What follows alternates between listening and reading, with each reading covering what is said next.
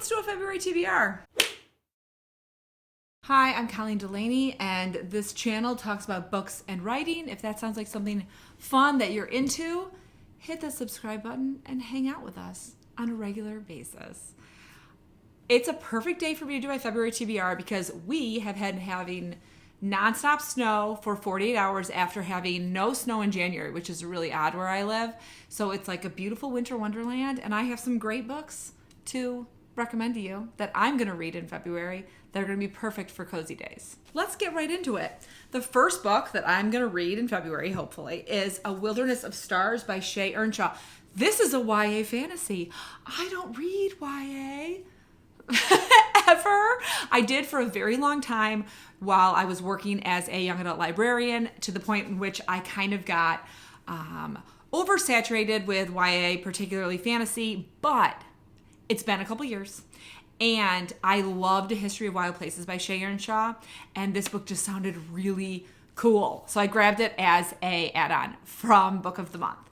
This follows Vega, and she is the last astronomer, and I'm not exactly sure what that means, but she lives in this valley with her mother, and she hasn't really been allowed to go out into society.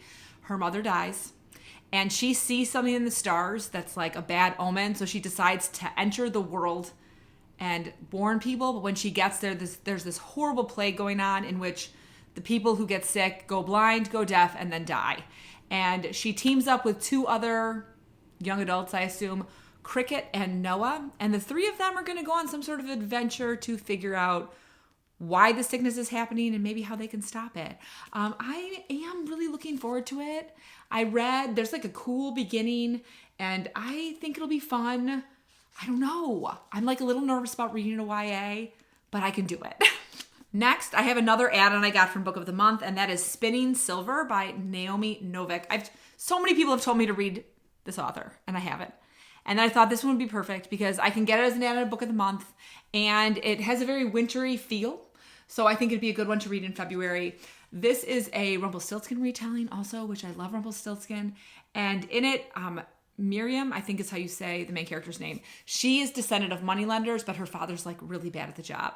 So she takes over the business, and she's really good at getting people to pay their bills. That she becomes known as the woman who can turn silver into gold, which grabs the attention of a fae king who sounds evil, ? He also seems like he's partially made of ice. I read too many romance novels. When I hear that, I'm like, okay, but maybe this will have some romantic stuff in it. I have no idea. I think it's a straightforward fantasy though. But I think it'll be a fun fantasy to read this November. I've never come across someone saying they hated this book, so that always makes me feel pretty confident that it's going to be good. Next, I have an ARC, and it's for The Countess, which is book 1 in the Scandalous Ladies of London series by Sophie Jordan. If you have watched any of my videos, you know I love Sophie Jordan, and this is her new series. I'm very excited. So this is about True, but her daughter is entering society. So she's being like presented to society. Now she can be courted. And it's going great until this man, Jasper, what's his last name? Thorne? It is. It's Jasper Thorne. What a name. He decides that maybe he doesn't want to court True's daughter. He kind of would rather be with True.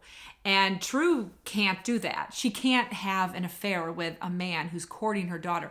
The scandal would be insurmountable. There'd be no coming back from it. But Jasper isn't going to leave her alone, but hopefully not in like a weird way. I assume it's going to be very sexy and consenty. But basically, in the description, True says the hardest thing is that Jasper doesn't want one night, he wants forever. Look, Sophie Jordan's a fantastic romance writer, so I can't wait to read this book.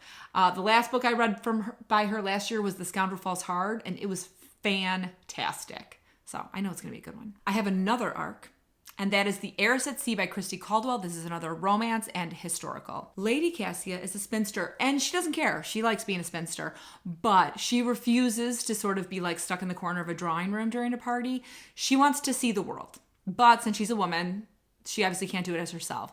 So she does the old dress up like a spry 14-year-old boy and work on a ship. Which I do really love that trope, which I feel like hasn't been around. Like it was around before, like more in like romance novels from like the 80s and 90s, but like I could use another one of those. So then we have Nathaniel Ellsby. And he is I don't know the correct British word for this, but he is like a naval officer in what I believe are the Napoleonic Wars. I'm not good at this. I really like history, but there are certain time periods that I'm just not great at. And this is one. You'd think I'd be better because I read so many romance novels. So basically, Cassia is on his ship. And Nathaniel is going through a crisis of self because he is the second son and was supposed to be allowed to have his naval battles, but his older brother died, and now he is going to be the Duke. So he has decided to have one last mission for the crown, and then he's going to go home and marry the woman he's supposed to marry and be a good Duke and all that. Of course, that's going to change when he notices a 14-year-old boy who's clearly a woman, and now he has to protect her from both the perils of the elements and his crew. And they're going to fall in love, and it's going to be wonderful, and I can't wait. The next book I'm going to read in February is Babel. So I did start this in January. If you watch my January TBR, I was like, I'm going to finish Babel in January no matter what. Okay, the beginning's a little slow, but I do think that I got to the point yesterday in which now the story is really going to start gaining some momentum. So I'm going to keep going with Babel. I'm filming this not on the last day of January, but I know I'm not going to finish it beforehand. But it's one of those books where I feel like I'm like reading a couple chapters and then reading a different book and reading a couple chapters and reading a different book. So tonight I plan to read 1 or 2 chapters of this. And then I'm going to spend the rest of January reading this, which is Song of Lorelei by Desiree Nicolai, which I can't wait to read. And we'll probably binge read so quickly you can't even believe it, and it will definitely be in my February wrap-up. This is about mermaids that eat people but also fall in love with them. Okay, so lastly, Book of the Month has not released their titles yet. Here's the deal. I really, really need to only pick 1 or 2 books this month. I really shouldn't get 3, but I have so many credits from all you lovely viewers who keep using my sign-up code, and I love it. But I've been getting too many books. As you can see, there are 3 Book of the Month books on this list. Now, I am going to try to read A Wilderness of Stars immediately in the month so that by the time my package arrives, I should only have 1.5 unread books from Book of the Month. We'll see. We'll see what happens. But hopefully, before January 31st, when I'm going to edit this, Book of the Month will have come out with their titles, and I will be able to splice in a nice video of me wearing no makeup, picking out my books. And if I am doing that, you better make sure I only picked 1 or 2 books.